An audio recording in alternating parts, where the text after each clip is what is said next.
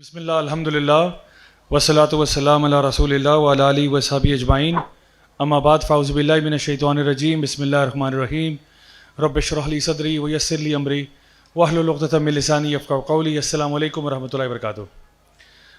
الحمدللہ جی آج ہم لوگ 29ویں پارے تک پہنچ چکے ہیں اور اس میں ابھی ہم نے نماز تراویح میں کچھ صورتیں جو سنی ہیں ان میں سے سورہ ملک بھی ہے, سورہ قلم بھی ہے اور سورہ حاقہ بھی ہے.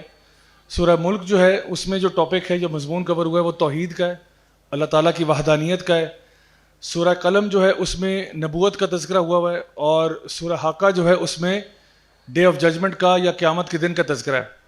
تو چونکہ ہم لوگ پچھلے کچھ سیشنز میں بہت سارے اس قسم کے ٹاپکس آلریڈی کور کر چکے ہیں, تو آج ہم لوگ انشاءاللہ سورہ حاقہ جو ہے اس کی کچھ آیات کو دیکھیں گے تاکہ ہمارے سامنے وہ ایک منظر آ جائے کہ جو قیامت کے دن کا منظر ہے وہ اصل میں کیسا ہوگا.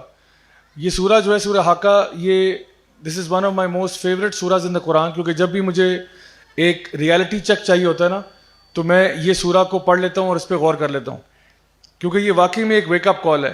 اور اس کا نام ہی حاقہ جو ہے نا یہ حق سے نکلا ہے, یعنی یہ وہ چیز ہے جو آپ کو حق ثابت کر دیتی ہے, حق واضح کر دیتی ہے کہ یہ وہ چیز ہے جو آ کے رہے گی. تو آپ ذرا نا تھوڑا سا اپنے آپ کو ٹیوننگ اپنی صحیح کر لیں کہ آپ کس طرف جا رہے ہیں اور کس چیز کو اگنور کر رہے ہیں. آپ ایک بہت بڑی ریالٹی آپ پہ آنے والی ہے اور آپ ابھی تک جو ہے وہ جو ہے اس میں غفلت کی حالت میں پھر رہے ہیں, یا آپ شاید اللہ تعالیٰ کے بتائے ہوئے مین مشن سے کہیں ڈسٹریکٹ تو نہیں ہو گئے. تو یہ سورہ جو ہے نا یہ آپ کو ایک بہت بڑی ویک اپ کال دیتی ہے کہ ابھی کچھ چیزیں ہونے والی ہیں, اس کے لیے اپنے آپ کو پہلے سے تیار کر لو. تو یہ بیسکلی جو ایمان بالآخرہ ہے اس کے اوپر فوکس کرتی ہے, اور یہ ایمان بالآخرہ جو ہے سب سے مؤثر چیز ہے کہ انسان کے ایکشنز کو بدلنے کے لیے. جب آپ رزلٹ اورینٹڈ ہوتے ہو نا, آپ کہتے ہو کہ جی میرا حساب ہوگا, تو آٹومیٹکلی انسان رزلٹ سے ڈرتے ہوئے نا اپنے ایکشنز کو ٹھیک کر لیتا ہے. تو اگر کوئی انسان چاہتا ہے کہ بھئی میرے ایکشنز جلد از جلد ٹھیک ہوں, میری عادتیں جلد از جلد اچھی ہوں, تو وہ بھی جو ہے اس سورہ کو جو اچھی طرح اس کا مطالعہ کرے, اس کا ترجمہ تفسیر پڑھے, تاکہ اس کو اس قیامت کے دن کا جو ہے اصلیت کے بارے میں آئیڈیا ہو. اللہ سبحانہ تعالیٰ اس سورہ کو سٹارٹ کرتے ہیں with just one word الحاقہ, یعنی یہاں پہ فل سٹاپ ہے. جس طرح سورہ رحمان میں ہم نے پڑھا تھا الرحمن فل سٹاپ, یہاں پہ اللہ تعالیٰ فرماتے ہیں الحاقہ فل سٹاپ, یعنی کہ وہ چیز جس نے آ کر ہی رہنا ہے. اور یہ قیامت کے ناموں میں سے ایک نام ہے الحاقہ, جیسے الحاقہ, القاریہ, القیامہ, تو یہ سارے کے سارے آخرت کے یا قیامت کے نام ہیں. اللہ تعالیٰ فرماتے ہیں الحاقہ ملحاقہ, کہ تمہیں کیا معلوم کہ یہ الحاقہ کیا چیز ہے, یعنی کہ کوئی طریقہ ہی نہیں ہے کہ تمہیں معلوم ہو سکتا. یعنی اللہ تعالیٰ جب تک تمہیں بتاتا نا, تمہیں کیسے معلوم ہوتا کہ قیامت کے دن پہ کیا ہونے والا ہے. تو یہاں پہ اللہ سبحانہ تعالیٰ نے یہ سوال پوچھتے ہوئے کہا وما ادراک ما الحاقہ, اور تم کیسے جان سکتے کہ یہ الحاقہ کیا چیز ہے.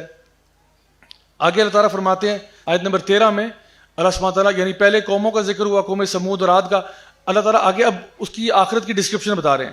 فَإِذَا نُفِخَ فِي الصُّورِ نَفْخَةٌ وَاحِدَةٌ, کہ پھر اس دن جس دن سور پھونکا جائے گا, نفخۃ واحدہ, ایک ہی جب آواز یا ایک ہی سور پھونکا جائے گا تو کیا ہوگا, یعنی نفخہ کا مطلب ہے کہ اپنے منہ سے بلو کرنا کسی چیز کو, اور جب آپ بلو کریں گے اس کو, یہ ایک ہارن ہوگا یا ایک جسے کہتے ہیں کہ ایک جس طرح ایک ٹرمپٹ کی قسم کی چیز ہوتی ہے وہ ہوگا.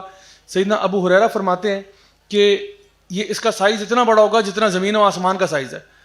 اور نبی کریم صلی اللہ علیہ وسلم کی حدیث ہے کہ آپ نے فرمایا کہ جو ایک اللہ کا فرشتہ ہے جس نے اس سور کو اپنے ہونٹوں سے لگا کے رکھا ہوا ہے, آسمان کی طرف دیکھ رہا ہے اور اس حکم کا انتظار کر رہا ہے کہ جب اللہ کا حکم آئے تو میں اس کو پھونک دوں. اور وہ اس کی یعنی وہ بلنک بھی نہیں کرتا, یہ وہ فرشتہ ہے جو پلک بھی نہیں جھپکتا, اس لیے کیونکہ اس کو ہے کہ اگر میں نے پلک جھپکی تو کہیں وہ آرڈر کی ایگزیکیوشن میں ڈیلے نہ آ جائے, کہیں وہ تاخیر نہ ہو جائے. تو جیسے اللہ تعالیٰ کا حکم آئے گا فوراً وہ سور پھونک دے گا. اور آپ نے فرمایا آج سے 1400 سال پہلے کہ سور جو ہے اس کے ہونٹوں سے لگا ہوا ہے اور وہ اوپر دیکھ رہا ہے اور پلک بھی نہیں جھپکتا, کہ بس اللہ تعالیٰ کے حکم کا منتظر ہے کہ جب وہ حکم آئے گا تو وہ اس کو ایگزیکیوٹ کر دے گا. یہ اسرافیل جو اللہ کے فرشتے ہیں ان کے بارے میں ذکر کیا جاتا ہے, اور ایک ہی بلوئنگ ہوگی جس سے کیا ہوگا, سب کچھ تباہ و برباد ہو جائے گا. یہاں پر علماء کی دو آراء موجود ہیں. ایک رائے یہ ہے کہ جو بلوئنگ آف دا ٹرمپٹ ہے یہ ٹوٹل 2 دفعہ ہوگی, بعض کی رائے یہ کہ 2 دفعہ نہیں 3 دفعہ ہوگی. جو کہتے ہیں 2 دفعہ وہ کہتے ہیں کہ جی پہلا جو ہے وہ نفخۃ الفزع, یعنی یہ وہ ہے کہ جہاں پہ ہر چیز جو ہے وہ الرٹ ہو جائے گی, الارم ہو جائے گی کہ بھئی سور پھونکا گیا, قیامت آنے والی ہے. دوسری بلوئنگ جو ہے اس میں سب کچھ تباہ ہو جائے گا, جو کچھ بھی ہے وہ تباہ و برباد ہو جائے گا. اور تیسری بلوئنگ میں ریزریکشن ہوگی, یہ اوپینین ہے یعنی جمہور علماء کا کہ جو 3 بلوئنگز ہیں، پہلی والی میں ہر بندہ الرٹ ہو جائے گا، دوسری والی میں سب مر جائیں گے، اور تیسری والی میں اٹھا دیے جائیں گے. اچھا، جو لوگ 2 کے بارے میں کہتے ہیں وہ کہتے ہیں پہلی والی میں ہی ڈر بھی جائیں گے اور مر بھی جائیں گے، یعنی پہلے مہینے میں جب سور پھونکا جائے گا لوگ لرز جائیں گے اور ادھر ہی ودن اے فیو منٹس یا سیکنڈ لوگ مر جانا شروع ہو جائیں گے، اور جو دوسری دفعہ بلو ہوگا اس میں ریزریکٹ ہو جائیں گے. ادھر وے بات یہ کہ یعنی سور جب پھونکا جائے گا تو سب کو پتہ لگ جائے گا کہ جی قیامت کا دن آ گیا، اور یہ کوئی بتا کے نہیں آئے گا، یہ بہت اچانک سے ہوگا، بہت اچانک سے ہوگا. اس کی میں کچھ نشانیاں آپ کو بتاتا ہوں کہ کتنے اچانک سے ہوگا. اللہ تعالیٰ فرماتے ہیں وَحُمِلَتِ الْأَرْضُ وَالْجِبَالُ فَدُكَّتَا دَكَّةً وَاحِدَةً، تو پھر کیا ہوگا، زمین و آسمان کو اٹھایا جائے گا اور آپس میں ٹکرا دیا جائے گا. دَكَّةً وَاحِدَةً، ایک تباہی ہوگی، سنگل ٹکراؤ میں ہی سب کچھ تباہ ہو جائے گا. یعنی زمین کو بھی اٹھا لیا جائے گا، پہاڑوں کو بھی اٹھا لیا جائے گا، دونوں کو آپس میں ٹکرایا جائے گا اور سب کچھ ریزہ ریزہ ہو جائے گا. اور یہ ایک ہی اسمیش ہوگی جو کافی ہوگی سب چیزوں کو لیول کرنے کے لیے. اور یہ اللہ تعالیٰ نا بہت پاورفل لینگویج ہے کہ فدکتا دکتا واحدہ، یعنی بہت زور سے ان کو ٹکرایا جائے گا اور ان چیزوں کو تباہ کر دیا جائے گا.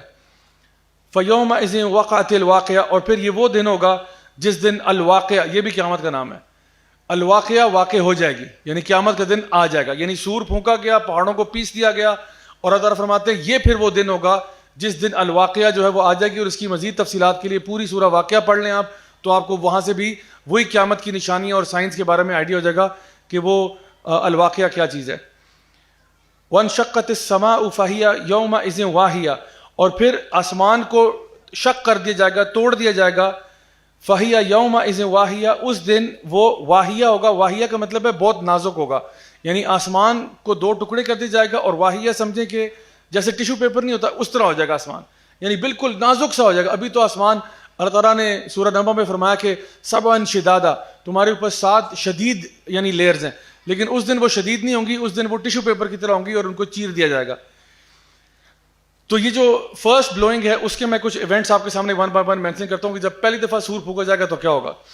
پہاڑ، زمین، سمندر، آسمان، حتیٰ کہ ستارے بھی ٹوٹ جائیں گے.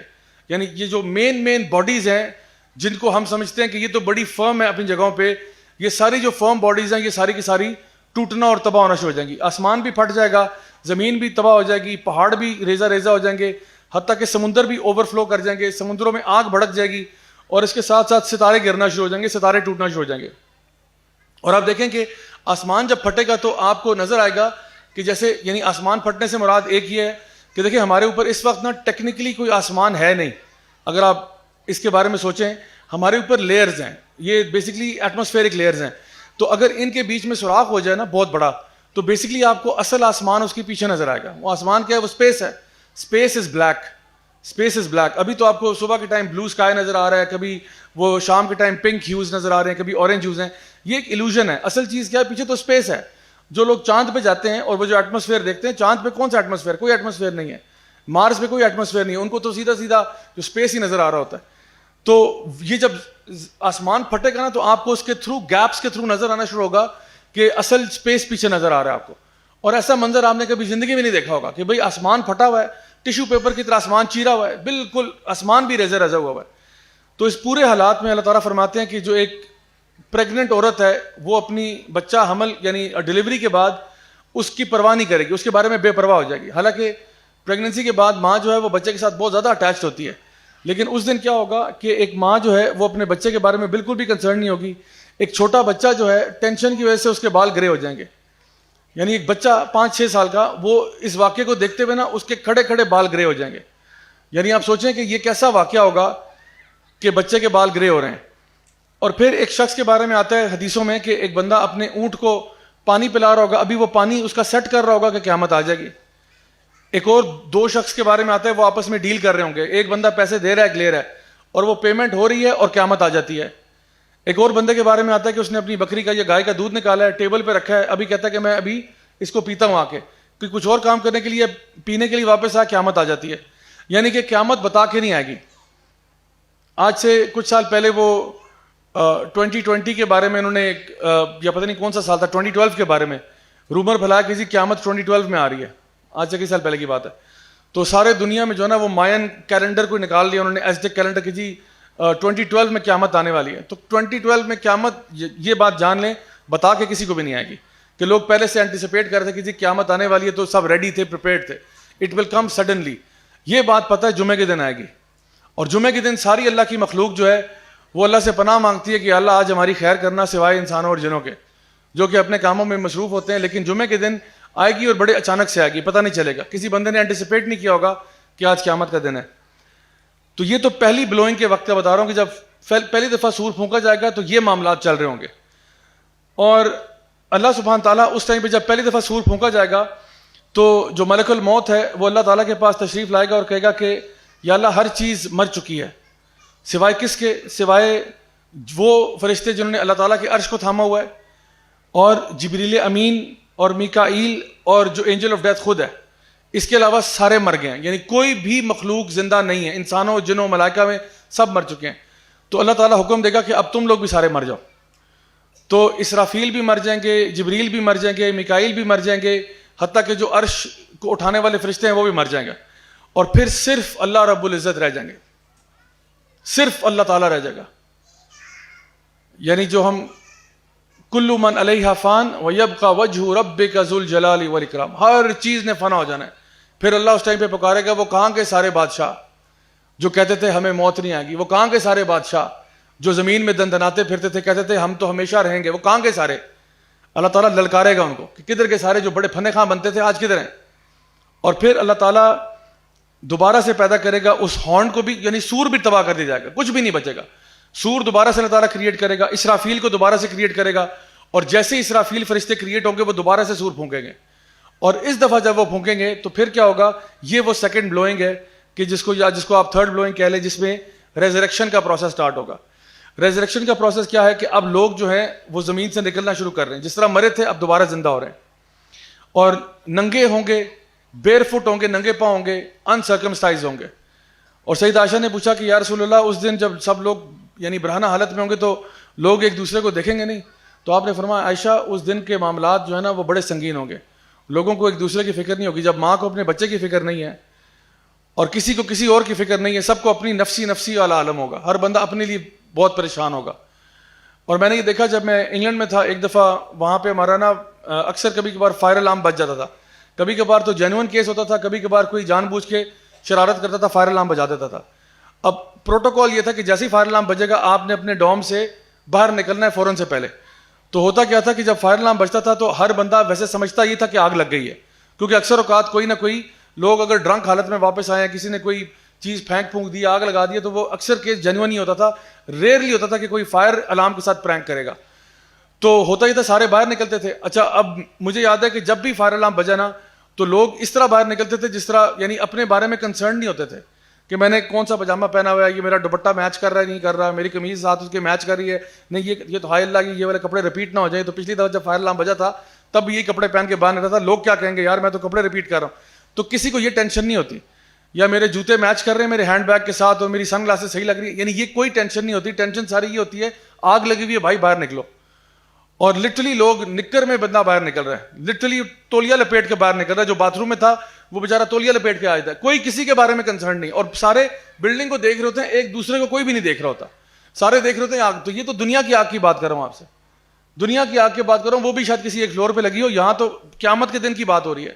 تو کوئی کسی کے بارے میں کنسرن نہیں ہوگا. سورج جو ہے وہ 1 میل کے فاصلے پہ پہنچ چکا ہوگا, زمین کو فلیٹ کر دیا جائے گا, اور یہ ایک دن قیامت کا جو ہے یہ 50,000 سال کا ہوگا. حتیٰ کہ ایک انسان اپنے فیملی ممبر سے بھی بھاگ رہا ہوگا. یوم یفر المرء من اخیہ و امیہ و ابیہ و صاحبتہ و بنیہ. اس دن ایک انسان اپنے بھائی سے بھاگ رہا ہوگا, سگے بھائی سے, کہ آج مجھے اس کا حساب نہ دینا پڑ جائے, میں نے اس کے ساتھ جو بھی زیادتی کی, جو بھی معاملہ کیا, اس کو میں نے انڈیو جسٹیفائی کیا, میں نے اس کو خواہ اس کی جو ہے نا حامی بری, حالانکہ وہ جسٹس پہ بھی نہیں تھا. وہ اپنی ماں سے بھاگ رہا ہوگا, اپنے باپ سے بھاگ رہا ہوگا کہ میں نے ان کی بھی فرما برداری کرتے ہوئے اللہ کو ناراض کیا ہے. اور اپنی بیوی سے بھاگ رہا ہے, اپنے بچوں سے بھاگ رہا ہے کہ جن کی تصویریں وہ اپنے جو ہے نا اس میں موبائل فون میں سیو کر کے رکھتا تھا اور اپنے جو ہے نا والٹ میں سیو کرتا تھا, وہ بھی آج ان سے بھاگ رہا ہے, کیونکہ اس کو پتا کہ میں نے شاید ان کو راضی کرنے میں اللہ کو ناراض کیا, یا پھر میں نے ان کا حق مارا ہوا ہے, تو آج میں ان کو فیس نہیں کرنا چاہتا. اس دن ہر بندہ ایک دوسرے سے فرار ہو رہا ہے, اور پھر لوگ اپنے ہی پسینے میں ڈوب رہے ہیں. یعنی وہ جو سورج اتنا قریب آ گیا, پسینے کا عالم یہ ہے, 50,000 سال کا دن ہے, لوگ اپنے پسینوں میں ڈوب رہے ہیں. اور پھر باری باری لوگ جو ہے وہ کبھی ایک نبی کے پاس جاتے ہیں, کبھی دوسرے کے پاس جاتے ہیں, کہ اے اللہ کے نبی ہمیں بچا لیں. ہر نبی یہ کہے گا کہ نفسی نفسی، آج تو مجھے اپنی فکر پڑی ہوئی ہے، آج میں تمہارا کچھ نہیں کر سکتا، آج مجھے اپنی فکر ہے. یعنی انبیاء اگر اپنے بارے میں فکر مند ہیں تو مجھے بتائیں میں اور آپ پھر کدھر ہیں؟ تو یہ 50,000 سال کا دن ہے. صرف جب نبی کریم صلی اللہ علیہ وسلم کے پاس جائیں گے تو نبی کریم صلی اللہ علیہ وسلم پھر ہمارے لیے دعا کریں گے. اور انہوں نے فرمایا تھا کہ میں نے ہر نبی کو اللہ نے ایک دعا دی ہے کہ جس کو وہ دنیا میں یا آخرت میں جو ہے نا مانگ سکتا ہے اور اللہ تعالیٰ وہ دعا لازمی قبول کرتا ہے. تو سارے انبیاء نے اپنی اپنی دعائیں استعمال کر لیں، میں نے استعمال نہیں کی. میں نے اپنی دعا قیامت کے دن کے لیے بچا کے رکھی ہوئی ہے کہ تم لوگوں کو بچانے کے لیے میں نے وہ دعا سنبھالی ہے. سبحان اللہ، یہ نبی کی محبت ہے ہمارے ساتھ. اور یہ ہر بندے کے لیے بلینکٹ نہیں ہے، یہ وہ لوگ ہیں جو یعنی ایٹ لیسٹ ڈیزرو کرتے ہوں گے. یہ نہیں کہ ایک بندہ جہنمی ہے اور نبی جو ہے صلی اللہ علیہ وسلم اس کے لیے دعا کر کے اس کو جہنم سے باہر نکال دیں. یہ وہ ہیں جو چلیں تھوڑے سے خطا کار تھے، گناہ گار تھے، غلطیاں ہو گئیں تو اس کی تھوڑی بہت سفارش چل جائے گی، لیکن بالکل ہی بندہ کوئی جہنم کی آگ میں جا رہا ہے اس کو نکالنا ممکن نہیں ہے. تھوڑا بہت پلس مائنس تو ہو سکتا ہے اس میں. اور اللہ تعالیٰ کی بھی رضا اس میں شامل ہے کہ اللہ تعالیٰ راضی ہوگا، الاؤ کرے گا کہ آپ کس کی شفاعت کریں تو پھر شفاعت ہے. اللہ سبحانہ وتعالیٰ آگے فرماتے ہیں وَالْمَلَكُ عَلَىٰ أَرْجَائِهَا، اور جو فرشتے ہیں وہ اس کے کناروں پر ہوں گے. وَيَحْمِلُ عَرْشَ رَبِّكَ فَوْقَهُمْ يَوْمَئِذٍ ثَمَانِيَةٌ، اور پھر وہ جو 8 فرشتے ہیں جو اللہ تعالیٰ کا عرش کو تھامے ہوئے وہ آپ کو نظر آئیں گے. یعنی جب آپ کے سامنے اللہ تعالیٰ وَجَاءَ رَبُّكَ وَالْمَلَكُ صَفًّا صَفًّا، اللہ تعالیٰ بھی آ جائے گا اور اللہ کے فرشتے بھی آ جائیں گے صف در صف. یہ سارے فرشتے بھی آگے جنہوں نے عرش کو تھاما ہے وہ بھی آگے جو 8 فرشتے ہیں. آگے فرمایا یومئذ تعرضون لا تخفى منکم خافیہ، تو اللہ تعالیٰ فرماتے ہیں کہ اس دن سامنے تمہارے آ جائے گا جو بھی خافیہ یعنی چھپی ہوئی چیز ہے وہ سامنے آ جائے گی اس دن. یعنی اس دن تمہارا حساب کتاب ہوگا، اس دن اکاؤنٹیبلٹی ہوگی، جتنی بھی سیکرٹ چیزیں ہیں اس دن ایکسپوز ہو جائیں گی. تو اللہ بھی آ جائے گا، اللہ کے فرشتے بھی آ گئے، جہنم بھی آ گئی. 70,000 جو ہے وہ فرشتے اس کو گھسیٹ کے لے کے آئیں گے اور جہنم بھی پاس آ جائے گی. اور جہنم کی آپ کو آواز آ رہی ہوگی اور جنت کی آپ کو خوشبو آ رہی ہوگی. یعنی کیا عجیب معاملہ ہوگا کہ جو ہے نا جنت بھی گھسیٹ کے آ گئی اور جہنم بھی آ گئی، اور ایک کے اندر سے آپ کو آوازیں آ رہی ہیں اس کے چنگھاڑنے کی، اس کے چیخنے کی، اور دوسری طرف جنت کی خوشبو آپ کو آ رہی ہے. دونوں چیزیں آپ کے لیے ویزیبل ہیں. اور پھر اللہ تعالیٰ باری باری ہر انسان کو اپنے پاس بلائے گا، نام لے لے کے فلاں ابن فلاں تم سامنے آؤ، فلاں ابن فلاں تم سامنے آؤ. سب کا کیس لڑے گا، ہر بندہ اپنی اپنی پیشی کرائے گا جا کے وہاں پہ. جیسے میں نے آپ کو لاسٹ ٹائم بتایا تھا کہ سورہ زمر میں میں نے کہا تھا کہ جب لوگ ہانکے جائیں گے جنت میں جہنم میں آگے پیچھے تو وہ گروپس میں جائیں گے، لیکن حساب اپنا اپنا ہی ہر بندے کا، ہر بندے کا حساب اپنا اپنا ہے. تو یہاں پہ اللہ رب العزت ان کا حساب کتاب شروع کرے گا. جو لوگ نیک اور صالحین ہیں ان کا فیصلہ سب سے پہلے ہوگا اور ان کی انٹینشنز بھی چیک کی جائیں گی اور ان کا معاملہ سب سے پہلے. اور اس کے بعد جو ہے وہ آہستہ آہستہ باقیوں کا حساب کتاب ہوگا. آپ کے خلاف گواہ بھی پیش کی جائیں گے، یعنی پورا کورٹ لگے گا، پوری کچہری لگے گی آپ کے اوپر. آپ کے گواہ کون ہوں گے؟ سب سے پہلے وہ لوگ جو آپ کے ارد گرد ہیں. ابھی تو ہم مسجد میں آتے ہیں، ماشاءاللہ بڑا ماحول ہوتا ہے اور بڑے اچھے طریقے سے ملتے ہیں، لیکن آپ کے گھر والے گواہی دیں گے کہ بھئی یہ بندہ صحیح تھا یا نہیں تھا. آپ کے پیرنٹس گواہی دیں گے، آپ کے بہن بھائی گواہی دیں گے، آپ کے بچے گواہی دیں گے، آپ کی بیوی، آپ کا شوہر گواہی دے گا، آپ کی ساس، آپ کی نند، آپ کا یعنی بردر ان لا، سب گواہیاں دیں گے کہ بھئی یہ کیسا شخص تھا. تو وہ سارے لوگ جو آپ کے ساتھ، آپ کے کولیگز، آپ کے فرینڈز، وہ گواہیاں دیں گے کہ بھئی ہم نے کیسا پایا اس کو. ہر بندہ آپ کے بارے میں کچھ نہ کچھ کہہ رہا ہے. اس کے بعد زمین گواہی دے گی کہ بھئی یا اللہ اس نے یہاں گناہ کیا تھا، وہاں گناہ کیا تھا، ادھر گناہ کیا تھا، اور ہاں یہاں اچھا کام کیا، یہاں اس نے اچھا کام کیا. یعنی زمین گواہی دے رہی ہے کہ کہاں کہاں پہ اچھا کام ہوا ہے، کہاں کہاں پہ برا کام ہوا ہے. اس لیے ہمارے علماء بھی انکریج کرتے ہیں کہ آپ نا مساجد میں جب نماز پڑھتے ہیں تو جگہ بدل بدل کے نماز پڑھا کریں. کیوں؟ تاکہ ہر جگہ پہ جہاں پہ آپ نے سجدہ کیا ہوگا قیامت کے دن وہ جگہ گواہی دے گی کہ یا اللہ اس نے یہاں پہ بھی سجدہ کیا تھا، یہاں پہ بھی سجدہ کیا تھا، یہاں پہ بھی کیا تھا. تو میں کوشش کرتا ہوں تاحد استطاعت کے اسلام آباد میں نا مسجد ہاپنگ کرتا رہوں. کبھی ایک مسجد، کبھی دوسری مسجد، کبھی موڈ ہو تو کبھی ایک ٹرائی کر لی دوسری. اسے ایک تو ورائٹی بھی آتی رہتی ہے، دوسرا یہ کہ میں چاہتا ہوں قیامت کے دن یہ جو ہے نا مساجد بھی گواہی دیں. جیسے اللہ معاف کرے جے ڈیز میں وہ بار ہاپنگ کیا کرتے تھے، بار ہاپنگ اور کلب ہاپنگ، ایک کلب میں گئے دوسرے میں گئے. اب ہم مسجد ہاپنگ کرتے ہیں، ایک مسجد میں جاتے ہیں پھر دوسری میں جاتے ہیں. تو الحمدللہ اللہ تعالیٰ ہمارے لیے ان کو بھی گواہ بنائے گا قیامت والے دن. اسی طرح سے جو فرشتے ہیں، جو کرامن کاتبین ہیں، جو آپ کے اعمال لکھ رہے ہیں، یہ بھی گواہی دیں گے کہ یا اللہ یہ تو ہمارے سامنے ہوا ہے، ہم نے تو نوٹ کیا ہوا سارا کچھ. اس کے علاوہ نبی کریم صلی اللہ علیہ وسلم آپ پر گواہی دیں گے. اس کے بعد آپ کا نامہ اعمال آپ کے اوپر گواہی دے گا. اس کے علاوہ آپ کی باڈی، آپ کی اسکن آپ کے فیور میں یا آپ کے اگینسٹ گواہی دے گی، حتیٰ کہ آپ کے سارے باڈی پارٹس گواہی دے رہے ہیں. اور پھر اللہ رب العزت خود گواہی دے گا، جو ہمیشہ آپ کو دیکھ رہا تھا، السمیع تھا، البصیر تھا. تو یہ سارے گواہوں کی موجودگی میں آپ کا کیس جو ہے وہ پیش کیا جا رہا ہے. اور یاد رکھیں حدیث میں آتا ہے جو شخص بھی جس کا بھی حساب شروع ہو گیا نا ڈیٹیل میں وہ گیا. یعنی اللہ تعالیٰ کے ساتھ ڈیبیٹ میں آپ جیت نہیں سکتے.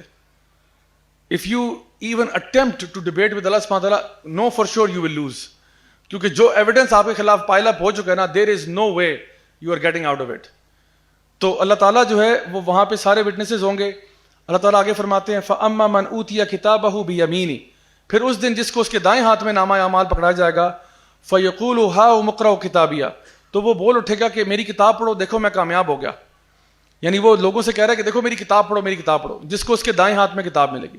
اللہ تعالیٰ ہم سب کو انہی میں سے شامل کرے جن کو دائیں ہاتھ میں کتاب ملے گی. تو یہ کیا کہہ رہا ہے کہ جیسی اس کو کتاب ملتی ہے اس کو پتہ یہ کامیاب ہو گیا. اب اس نے خود کتاب نہیں پڑھی لیکن یہ دوسروں سے کہہ رہا ہے کتاب پڑھو اور دیکھو میں پاس ہو گیا.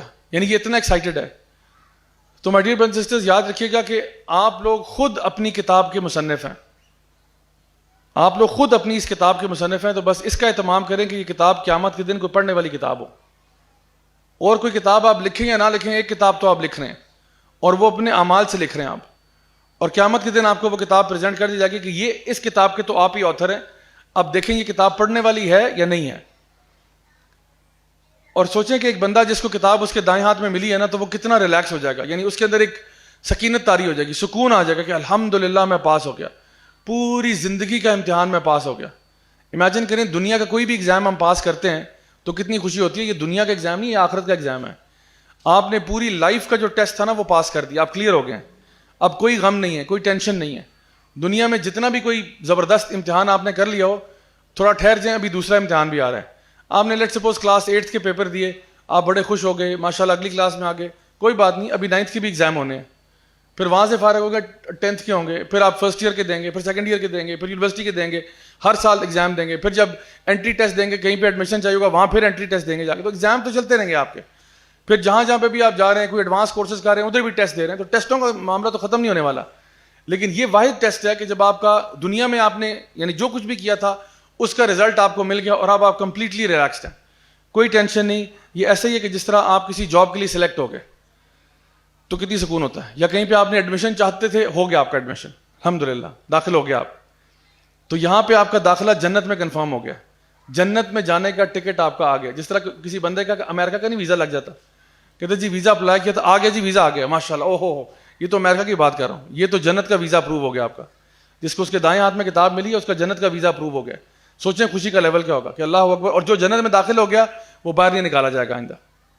امریکہ سے شاید آپ کو ڈپورٹ کر دیں آپ کی حرکتوں کی وجہ سے, لیکن جنت سے ڈپورٹیشن کا کوئی سین نہیں ہے, وہاں ہی پکے رہیں گے, خالدین فیہا ابدا. تو جس طرح آپ کسی کو کہتے ہو نا کہ میں پاس ہو گیا, میں کامیاب ہو گیا, تو پہلا سوال ہمارے کو ورکرز اور کالیگ کی طرف سے یہ ہوتا ہے کیسے ہو گئے. تو اسی لیے وہ بندہ نا پاس ہوتے ہی کہہ رہا ہے ہاں مقرأ کتابیہ, میری کتاب تو پڑھو, ایسے پاس ہوا ہوں میں, پڑھو دیکھو اس میں کیسے پاس ہوا, میں نے کون کون سے اعمال کیے تھے جس کی وجہ سے میں پاس ہو گیا. تو تم جاننا چاہتے ہو میں جنتی کیسے ہوا, ایسے ہوا. تو وہ اپنی کتاب پہلے ہی بانٹ رہا ہے لوگوں میں کہ میری کتاب پڑھو, مجھے تو پتہ ہے میں نے کیا کیا تھا, تم لوگ پڑھ لو ذرا دیکھ لو شاید تمہیں فائدہ ہو جائے. انی ظننت انی ملاق حسابیہ. اور وہ کہتا ہے کہ یقیناً میں نے یہ جو اللہ تعالیٰ سے ملاقات ہے جس میں میرا حساب کتاب ہونا تھا اس کے لیے میں تیار تھا, مجھے یقین تھا کہ یہ ہوگا. تو اب دیکھیں یہ بندہ یہ بتا رہا ہے کہ مجھے پہلے سے پتا تھا کہ یہ دن آئے گا, میں کسی ڈیلوژن میں نہیں تھا, میں کسی کنفیوژن میں نہیں تھا, مجھے پتا تھا یہ دن آنا ہے, اس لیے مجھے آج کتاب رائٹ ہینڈ میں ملی ہے. یعنی مجھے پہلے سے پتا تھا یہ دن آنا ہے تو میں نے اس کو پریمپٹ کر لیا, میں نے پریمپٹیولی اچھے کام شروع کر دیے. تو مجھے پتا تھا کہ میں نے ایک دن پیش ہونا ہے اور میں نے اپنی حرکتوں کو ٹھیک کیا, تو آج دیکھو میں یہاں پہنچ گیا ہوں. تو وہ اپنی آخرت کے لیے انویسٹمنٹس کر رہا تھا, وہ اپنا پورٹ فولیو ڈائیورسیفائی کر رہا تھا کہ میں نے ادھر بھی انویسٹ کیا, ادھر بھی میں نے نیک اعمال بھی کیے, نمازیں بھی پڑھی, صدقہ خیرات بھی کیا, تلاوت قرآن بھی کی, دعوت دین بھی کی, فیملی کے ساتھ بھی بنا کے رکھی, ہر جگہ پہ میں نے انویسٹمنٹ کی کیونکہ مجھے پتا تھا ایک دن میرا حساب ہونا ہے اور میں اس حساب کتاب کے لیے پہلے سے تیار بیٹھا ہوا تھا. جیسے کہ ایک بندہ ہے نا جس کے اوپر سیکیورٹی کیمرہ لگا ہوتا ہے اور وہ اس کیمرے کی ڈر کی وجہ سے اپنے بیہیویئر کو ذرا ٹھیک رکھتا ہے. اس کو پتا تھا کہ بھئی میرے اوپر فرشتے دیکھ رہے ہیں, اللہ گواہ ہے, زمین گواہ ہے, تو میں پھر کیوں الٹے کام کروں, میں نے تو اسی ٹریک پہ چلنا ہے جو میرا ٹریک ہے. فہو فی عیشۃ راضیہ. تو پھر اس کے لیے ایک بڑی ہی زبردست زندگی ہوگی. عیشہ لائف کو کہتے ہیں, راضیہ جس میں وہ راضی ہوگا. آپ دیکھیں اور اللہ تعالیٰ کچھ بھی نہ کہے نا تو یہی کافی ہے کہ اللہ تعالیٰ کہہ رہے ہیں کہ ایسی زندگی ہوگی جس میں وہ راضی ہوگا. اب سوچ لیں جو بھی چیز آپ کو راضی کرنے والی ہے آپ کو مل جائے گی انشاءاللہ جنت میں. جس چیز سے بھی آپ راضی ہوتے ہیں اللہ تعالیٰ آپ کو راضی کر دے گا. تو اللہ تعالیٰ جب یہ کہہ رہا ہے کہ فَهُوَ فِي عِيشَةٍ رَاضِيَةٍ تو اللہ کی بات کو پھر ہلکا لیں یا سیریسلی لیں؟ کہ اللہ کہہ رہا ہے کہ جس کو دائیں ہاتھ میں ملے گی فَهُوَ فِي عِيشَةٍ رَاضِيَةٍ وہ پھر ایسی عیاشی والی زندگی گزارے گا, راضی ہو جائے گا, خوش ہو جائے گا, کوئی ٹینشن نہیں ہوگی اس کو. تو کتنی بڑی بات ہے. نبی کریم صلی اللہ علیہ وسلم کی ایک حدیث ہے صحیح مسلم کی, آپ نے فرمایا کہ ایک شخص جو کہ دنیا میں سب سے بدترین حالات میں رہا ہوگا اس کو جب جنت میں صرف ایک ڈبکی لگائی جائے گی نا, دنیا میں سب سے بدترین حالات میں رہا ہے, کوئی خوشی نہیں دیکھی اس نے, جنت میں ایک ڈبکی لگائی جائے گی نا اس کو, بس ایسے جس طرح چائے میں بسکٹ ڈبوتے ہیں نا ایسے ڈبو کے باہر نکالا اس کو, جنت میں صرف ڈپ ہوا ہے.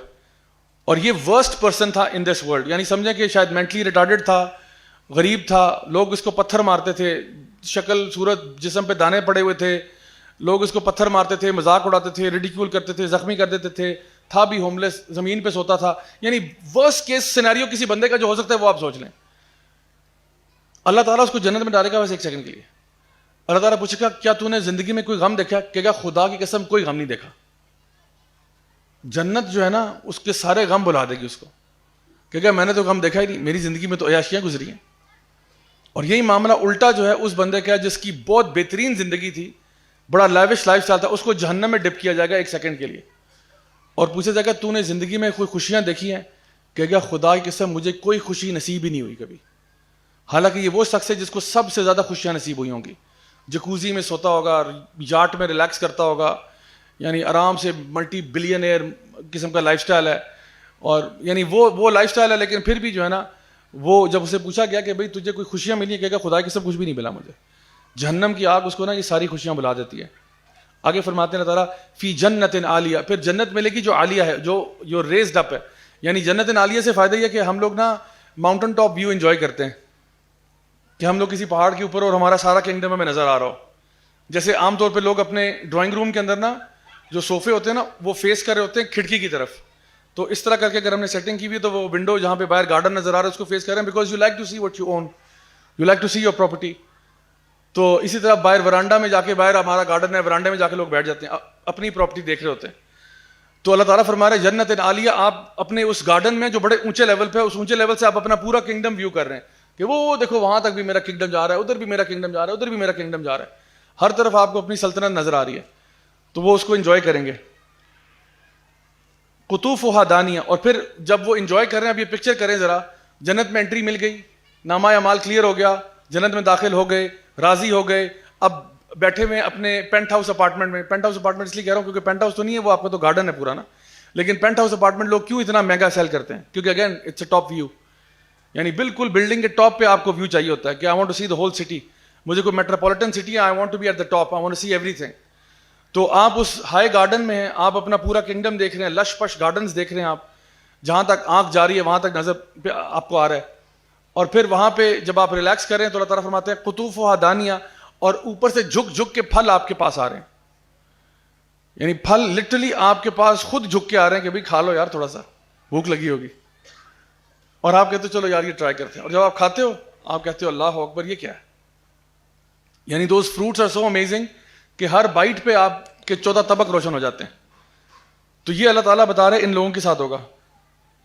اور جیسا کہ میں کل ذکر کر رہا تھا کہ آپ وہاں پہ بیٹھے ہوئے ریلیکس کر رہے ہیں, آپ کو ویٹرز جو ہیں اللؤلؤ کی طرح, پرلز کی طرح سرو کر رہے ہیں. Sir would you like some more, would you like some more, sir آپ کا گلاس آدھا خالی ہو گیا سر, بھر دیتے ہیں اس کو, ٹاپ اپ کر رہے ہیں بار بار. کوئی پرندہ اڑتا ہوا جا رہا ہے, آپ کہہ رہے ہو یار کاش یہ میری پلیٹ میں ہوتا, فوراً آ جاتا ہے پلیٹ میں. یعنی ہر چیز آپ کے لیے اویلیبل ہے. So you are enjoying this very extravagant lifestyle. Allah تعالیٰ آگے فرماتے ہیں کلوا واشربوا ہنیئا بما اسلفتم فی الایام الخالیہ, کہ اب کھاؤ پیو اور یعنی فل سیٹسفیکشن کے ساتھ, یہ اس چیز کے صلے میں جو تمہارے پہلے دن گزر چکے ہیں. یعنی اب اس کو کہا جا رہا ہے اب کھاؤ پیو عیش کرو, اب ریلیکس کرو, have a good time, have a nice day, have a nice life. یہ اس چیز کا صلہ ہے جو تم نے پہلے دن گزارے تھے ان کا بدلہ تمہیں دیا جا رہا ہے کہ تم اچھے طریقے سے تم نے لائف گزاری تو آج تمہارے لیے عیاشیاں ہیں. اور حسن البصری رحمہ اللہ فرماتے ہیں ایک شخص کے بارے میں جو جب جنت میں داخل ہوگا, بائی دا وے حدیث میں آتا ہے کہ آپ کو اپنا جو جنت کا ایڈریس ہے نا وہ دنیا کے ایڈریس سے زیادہ اچھی طرح پتہ ہوگا. یعنی آپ کو جنت میں جا کے گوگل میپس آن کرنے کی ضرورت پیش نہیں آئے گی کہ یار یہ کہاں ہے میرا گھر, یہ میپ پہ تو نظر نہیں آ رہا, یہ کون سا والا جگہ بن رہی ہے. تو کوئی ساتھ بندہ گزرا کہ جی آپ ایسے کریں, یہاں سے آگے جائیں تو وہ آگے جو چوک سے لیفٹ ہو جائیں, آگے جو ٹھیلا لگا ہے اسے رائٹ ہو جائیں, اور وہ ساتھ گھر ہے آپ کا. ایسے کوئی نہیں آپ کو بتائے گا, آپ کو آلریڈی پتا ہوگا کہ میرا گھر کہاں ہے. You don't need any maps, وہ گھر کا ایڈریس آپ کو یہاں کے ایڈریس سے زیادہ اچھی طرح پتا ہوگا. اور جب آپ وہاں جائیں گے تو آپ اپنی جب بیگم کو دیکھیں گے تو بعض روایات میں آتا ہے کہ 50 سال اور بعد میں 100 سال آپ اس کو دیکھتے رہیں گے.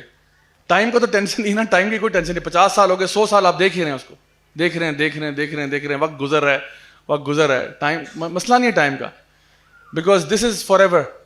تو ابھی تو یہ صرف بیگم کو آپ نے دیکھا ہے, ابھی آپ جب گھر میں داخل ہوں گے تو پھر دیکھیے گا, کیونکہ یہاں پہ بھی ہم لوگ نا کسی نیٹ پہ جائیں اور ہم دیکھتے ہیں کوئی بڑے خوبصورت اپارٹمنٹس اور گھر اور بڑے زبردست آرکیٹیکٹس نے جو ہے نا ڈیزائن کیے ہوتے ہیں. واقعی میں آپ کہتے ہیں یار this is very impressive, but imagine یہ تو دنیا کے آرکیٹیکٹس ہیں نا, جس بلڈنگ کا آرکیٹیکٹ اللہ ہو وہ بلڈنگ کیسی ہوگی, کین یو امیجن. اور اللہ تعالیٰ کو پتہ ہے what you like and what you don't like.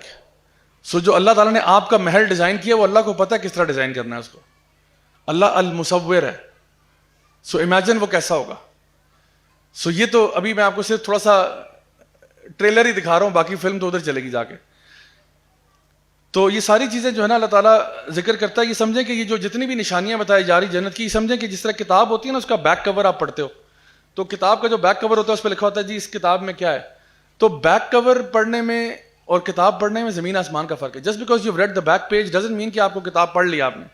تو اللہ تعالیٰ نے صرف آپ کو کچھ سمبلز دے رہے ہیں, کچھ نشانیاں بتا رہے ہیں, ورنہ no person has ever imagined paradise, no person has ever seen it, no person has ever heard it. تو جنت تو کسی کو نہیں پتا, لیکن اللہ تعالیٰ صرف آپ کو تھوڑا سا ٹریلر دکھا رہے ہیں کہ یہ تو ہوگا, باقی آگے جو کچھ ہوگا وہ یو کی ناٹ ایون امیجن, آپ اس کو کمپریہینڈ بھی نہیں کر سکتے اسٹیج پہ. بٹ یہ یاد رکھو کہ اللہ تعالیٰ تمہیں خوش کر دے گا because of what you used to do, because جو تم کام کرتے تھے اس کے بدلے میں. آگے فرمایا وَأَمَّا مَنْ أُوتِيَ كِتَابَهُ بِشِمَالِهِ, اور پھر وہ جس کو اس کے لیفٹ ہینڈ میں کتاب دی جائے گی, فَيَقُولُ يَا لَيْتَنِي لَمْ أُوتَ كِتَابِيَهْ, وہ کہے گا ہائے میں مر گیا, مجھے یہ کتاب کیوں مل گئی. یعنی جس کو اس کے بائیں ہاتھ میں کتاب مل رہی ہے وہ کہے گا میں مر جاؤں, یا لیتنی میں برباد ہو جاؤں, یہ مجھے کتاب آج کیوں مل گئی. اور وہ یعنی ایک اور جگہ پہ اللہ تعالیٰ فرماتے ہیں کہ وہ یہ کہے گا کہ یا لیتنی کنت ترابا, سورہ نبا میں نا اللہ تعالیٰ فرماتے ہیں وہ کہے گا کہ کاش میں مٹی ہوتا, کاش میں مٹی ہوتا, کاش میں پیدا ہی نہ ہوتا کہ آج مجھے کتاب جو ہے میرے بائیں ہاتھ میں دی جا رہی ہے. ولم ادری ما حسابیہ, اور میں اب یہ دیکھیں ریزن بتا رہا ہے کہ وہ کیسے جہنم میں جا رہا ہے. وہ کہتا ہے مجھے لگتا تھا کہ میرا حساب کتاب نہیں ہوگا, میں سمجھتا تھا, میں یہ گمان کرتا تھا کہ میرا حساب کتاب نہیں ہوگا. یہ نہیں کہہ رہا کہ میں آخرت پر یقین نہیں رکھتا تھا, آخرت پر یقین رکھتا تھا, لیکن میرا گمان یہ تھا کہ باقی سب کا شاید حساب ہو جائے, میرا حساب نہیں ہوگا. ولم ادری ما حسابیہ, اور یہ وہ اب بتا رہا ہے کہ میں اپنی اکاؤنٹیبلٹی کے بارے میں کانشیس نہیں تھا. میں کام کرتا گیا دنیا میں, وہ کہتے ہیں نا ہوا کے رخ چلتا گیا, آوارہ بادل تھا, کٹی پتنگ تھا, جدھر ہوا لے گئی میں چلتا رہا. مجھے احساس ہی نہیں ہوا کہ بھئی میرا بھی حساب کتاب ہونا ہے, حالانکہ پتہ مجھے سارا تھا. ولم ادری ما حسابیہ یا لیتہا کانت القاضیہ, اور کاش کہ یہ میرا اختتام ہو جائے, یعنی کاش کہ میری موت میرا اینڈ ہوتا, یعنی موت کے بعد میں دوبارہ اٹھایا نہ جاتا, کاش کہ میں یوں ہی مر جاتا. اب یہ دعا کر رہے, دیکھیں عام طور پہ کوئی بندہ بھی نا موت کی دعا نہیں کرتا, ہر بندہ سیلف پریزرویشن کی بات کرتا ہے, اپنے آپ کو بچاتا ہے. لیکن یہ شخص جو ہے کہہ رہا ہے کہ کاش کہ میری زندگی جو ہے وہ ختم ہو جاتی, کاش جب میں مرا تھا بس وہ مر ہی جاتا, اس کے بعد دوبارہ میں اٹھتا ہی نہ. ما اغنی عنی مالیہ, اور کاش کہ یہ جو میرا جو مال ہے اس نے یقیناً مجھے کوئی فائدہ نہیں پہنچایا, میرا جو مال ہے اس نے کوئی فائدہ نہیں پہنچایا. لوگ پیسہ کیوں اکٹھا کرتے ہیں, کہتے ہیں کہ we're saving up for a rainy day. تو guess what, it's raining right now. جب آپ ادھر پہنچے نا اب تو بارش ہو رہی ہے ادھر, بارش in the sense کہ now you need that money but that money is not going to benefit you. آپ نے جو بھی سیو, وہ کہتا ہے کہ ما اغنی عنی مالیہ, میرے مال نے مجھے کوئی فائدہ نہیں دیا, شاید I cannot buy my way out of anything right now. ٹھیک ہے, اب میرا مال جو تھا وہ کاش میں نے اس ٹائم پہ خرچ کر دیا ہوتا, کوئی خیر کے کاموں میں لگا دیا ہوتا, اب میرا مال مجھے کیا ہیلپ کرے گا. سو اس دن جو ہے جب انسان جب فوت بھی ہوتا ہے تو اس کی کفن کی جیبیں تو نہیں ہوتی کہ وہ اتنا ساتھ مال لے کے جا رہا ہے, جو آپ نے چھوڑ دیا وہ چھوڑ دیا آپ نے, ختم ہوگی بات. جو استعمال کیا تھا وہی مال تھا which you used up, right, جو آپ نے استعمال کر لیا that was your wealth, جو آپ نے استعمال کر لیا. جو استعمال نہیں کیا وہ آپ کا تھا ہی نہیں کبھی. تو کہہ رہے آج میرے مال نے بھی میری مدد نہیں کی. حلق عنی سلطانیہ, اور میری سلطانی چلے گی میرے سے, میری چودراہٹ چلے گی, یہ کیسے ہو گیا؟ میری چودراہٹ نے بھی کوئی مدد نہیں کی, میرا جو پھنے خاں بنا تھا اس نے بھی میری مدد نہیں کی. مطلب میں جو کچھ بھی تھا, میری power, position, prestige, wealth, none of that helped me today. تو یہ آپ سوچیں کہ اس بندے کے بارے میں ذکر کیا جا رہا ہے کہ جس کو بائیں ہاتھ میں نامہ اعمال ملا ہے, وہ اپنے اب پاسٹ کے بارے میں سوچ رہا ہے اور اب اس پہ ریگریٹ ہو رہا ہے, اس کو حسرت سے دیکھ رہا ہے اس چیز کو کہ آج تو میں کوئی بھی نہیں ہوں. حالک عنی سلطانیہ, میری سلطانی چلی گئی ساری, یعنی آج میں کچھ بھی نہیں ہوں. I am a nobody today. نہ میرے پاس مال ہے, نہ میری چودراہٹ ہے, نہ میرا ٹائٹل ہے, نہ میری پوزیشن ہے, میں کچھ بھی نہیں ہوں آج, اور آج میں جہنم میں جا رہا ہوں. یعنی امیجن دا ہائیسٹ رینک کسی بندے کا دنیا میں ہونا, پریزیڈنٹ ہو, پرائم منسٹر ہو, فلان ٹم کا ہو, وہ اس دن کہے گا میرے پاس کچھ بھی نہیں, میں تو نو بڈی ہوں آج, میرا title is not benefiting me, my wealth is not benefiting me at all. آگے اللہ تعالیٰ فرماتے ہیں خذوہ فغلوا. اب یہ اللہ اکبر, یہ بڑی سخت آیات ہے. اللہ تعالیٰ کہتے ہیں پکڑ لو اس کو, زنجیروں میں باندھ دو. اب یہ بھی سوچ رہا تھا نا کہ حلق عنی سلطانی, یہ اللہ تعالیٰ کہتے ہیں, اب یہ سوچ رہا ہے, اللہ تعالیٰ کہتے ہیں خذوہ فغلوا, اس کو پکڑو, جکڑ لو اس کو, اور اس کو زنجیروں میں باندھ دو. اس سے پہلے کہ یہ کچھ اور بات کہے, دیٹس اٹ. اللہ تعالیٰ کہہ رہے ہیں اس کو پکڑ لو. ابھی اس سے پہلے کہ کچھ اور بولے, اس کو پکڑ لو. اب یہ اللہ تعالیٰ ایک دم سے ڈائریکٹلی کمانڈ کس کو بول رہے ہیں؟ فرشتوں کو, کہ جو بھی ہے سیز ہم اینڈ ٹائی ہم اپ. پھر کیا ہوگا؟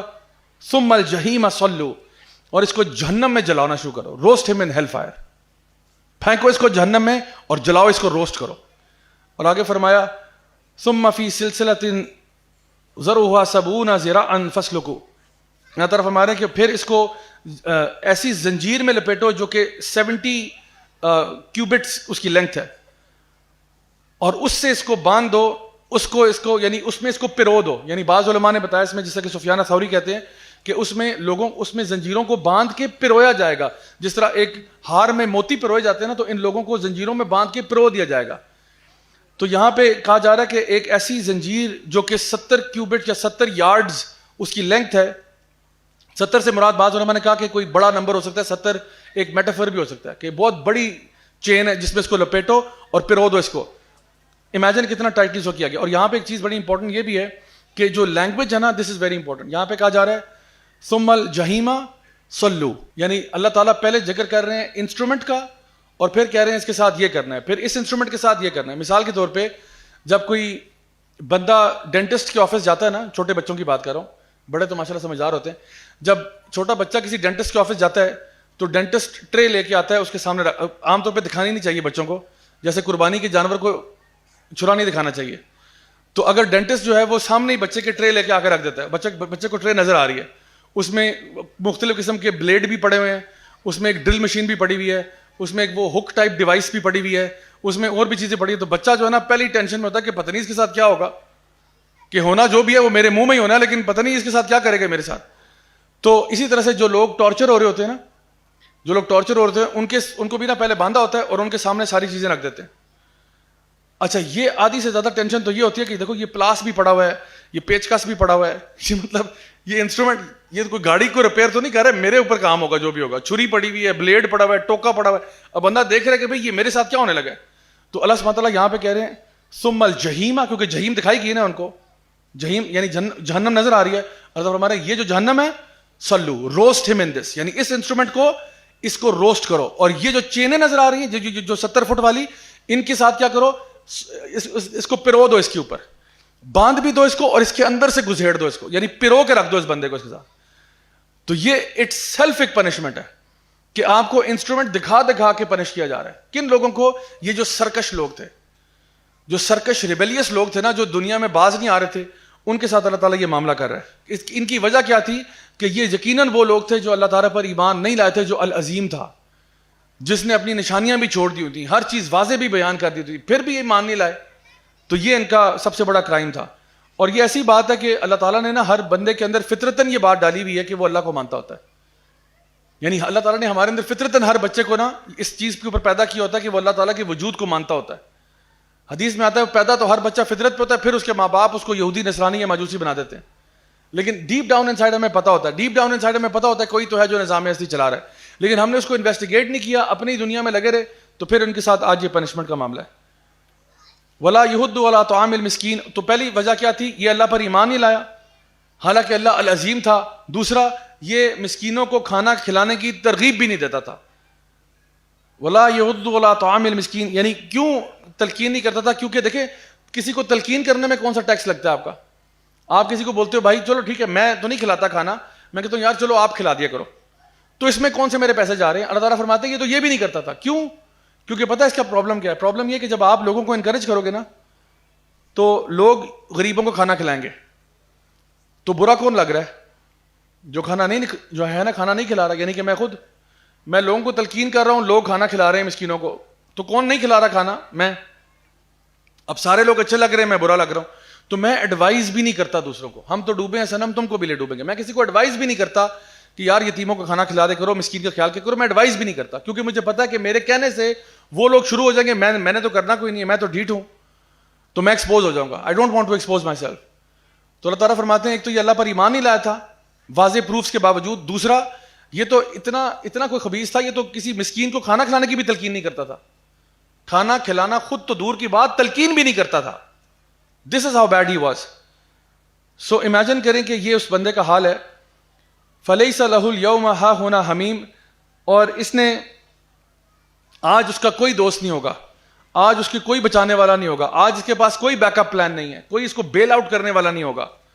زمین میں شاید اس کے پاس بڑا اس کے پروٹوکول تھا, بڑے لوگ اس کے آگے پیچھے تھے, آج اس کے پاس کوئی بھی نہیں ہے, کوئی اس کا دوست نہیں ہے. ولا طعام الا من غسلین, اور اس کے لیے جو کھانا ہوگا, کھانا اس کو دیں گے, کیا دیں گے؟ غسلین, وہ جو پس اور بلڈ ہے نا جو جہنمیوں کا, وہ اس کو پلایا کھلایا جائے گا. خوراک اس کی یہ ہے. تو اللہ تعالیٰ بتا رہے ہیں یہ جو غسلین کے بارے میں آتا ہے, یہ جو اگر کسی یعنی وونڈ کو, عربوں کے ہاں جب ایک زخم کو واش کرتے تھے نا جس پہ پس پڑی ہوئی ہے, تو واش کر کے وہ جو پانی اکٹھا ہوتا تھا اس کو غسلین کہتے تھے. تو اللہ تعالیٰ فرما رہے ہیں جہنم کے لوگوں کا یہ غسلین پلایا جائے گا اس کو, اس کے علاوہ کچھ نہیں ہوگا اس کے پاس. آج شاید اس کے پاس کھانے پینے کے لیے بہت کچھ ہو, آج تو یہ پیسے ہورڈ کر رہا ہے, لوگوں کے پیسے کھا رہا ہے, لوگوں کا مال ہڑپ کر رہا ہے. اس دن اس کو جو کھلایا جائے گا وہ یہ ہوگا, جن لوگوں کے ساتھ اس نے کیا تھا نا ان کا اس کو غسلین کھلایا جائے گا. لا یاکلہ الا الخاطئون, اور یہ کسی کو نہیں کھلایا جائے گا سوائے ان کے جو خطا کار لوگ ہیں, سوائے ان کے جو گناہ گار ہیں, اور غسلین کسی کو نہیں دیا جائے گا. یعنی وہ لوگ جو کہ یعنی گناہوں میں ملوث تھے, توبہ نہیں کرتے تھے, استغفار نہیں کرتے تھے, یہ ان لوگوں کا معاملہ ہے. اور آخر میں بالکل اللہ تعالیٰ جب سورہ کنکلوڈ ہوتی ہے تو اللہ تعالیٰ فرماتے ہیں کنکلوژن یہ ہے کہ پھر تم کیا کرو؟ فسبح بسم ربک العظیم, تو پھر تم اللہ تعالیٰ کے نام کو گلوریفائی کرو, دا موسٹ ہائی.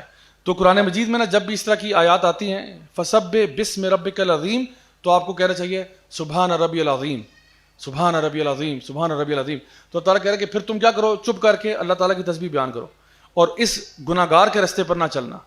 یہ صرف کہنے کی بات نہیں ہے. سبحان رب جو نا ربی العظیم, آپ کہتے ہو اللہ تعالیٰ بہت عظیم ہے, اور جب آپ یہ کہتے ہو اور یہ چیزیں دہراتے ہو تو آٹومیٹکلی آپ کے ایکشنز بھی اس کے ساتھ ساتھ ریفلیکٹ کرنا شروع ہو جاتے ہیں. تو جو لوگ بھی توبہ استغفار کرنے والے ہیں ان کے ساتھ اللہ کا معاملہ اتنا امیزنگ ہے کہ آپ سوچ نہیں سکتے, اور جو لوگ سرکشی اختیار کرتے ہیں ان کے ساتھ پھر بدترین مسئلہ ہے.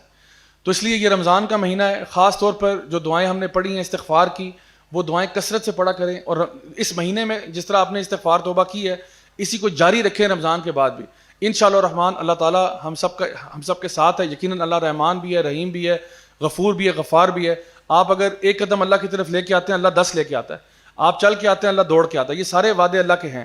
اللہ تعالیٰ آپ کے گناہوں کو نیکیوں میں بدل دیتا ہے. اللہ تعالیٰ محبت کرتا ہے, ان اللہ یحب التوابین و یحب المتطہرین.